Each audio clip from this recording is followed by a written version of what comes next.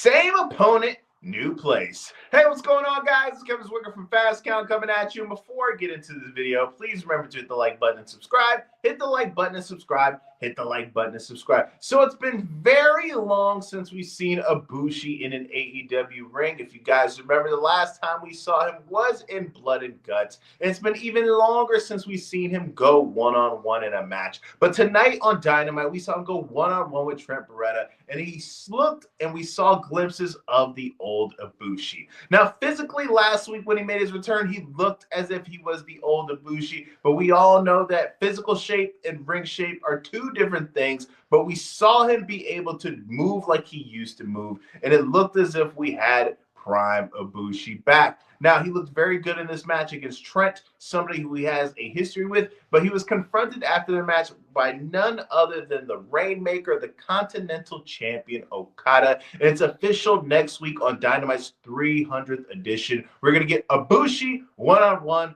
with Okada. Now, the last time these guys went one-on-one together, we saw Ibushi separate his shoulder, which hopefully isn't a sign of things to come. But honestly, I'm excited for this.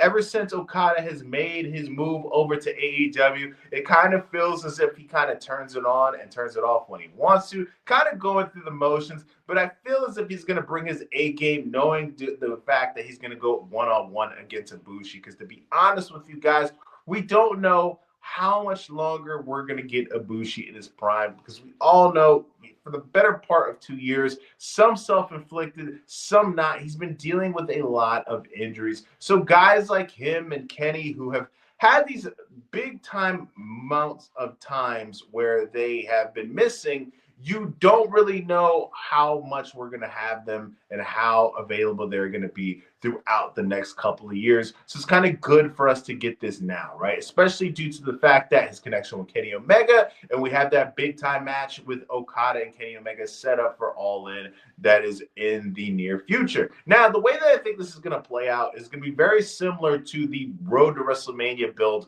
where we had Gunther and Jey Uso, where we had Gunther just leave Jim Uso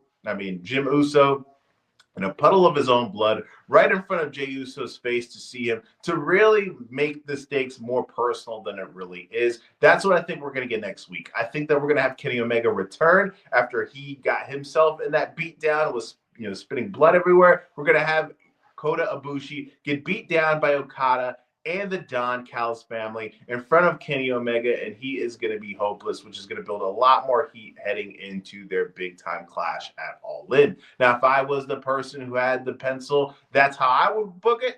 Not sure that's the way that they're going to go, but either way, I think that we're going to get a big-time match between Okada and Ibushi. Now, with Dynamite being in its 300th edition next week, you would think that that'd be a show that they want to promote and have a bunch of matches in advance, because that is a big-time accomplishment, right? But I think due to the fact that they're coming off of that, Arena Mexico show, and All In is around the corner, they have all these significant events happening, and things are kind of getting jumbled up. Very similar to what's going down in WWE, right? They have all these events going down at All In weekend. Saturday night's main event, the Evolution PLE, and the NXT Great American Bash Show, and they have the King of the Ring PLE this weekend. You got all these different events coming in a short amount of time that you're kind of having to book on the fly, because you have all these different things that you need to accommodate a card for. I think that's similar as to what's going down with AEW. But heading into next week, should be a big-time match. These are guys who have worked together multiple different times, and they have been able to deliver. But let me know what you guys think in the comment section. How do you think things are going to go down next week between Okada and Ibushi? Do you think this is the spot we're going to see the return of Kenny Omega?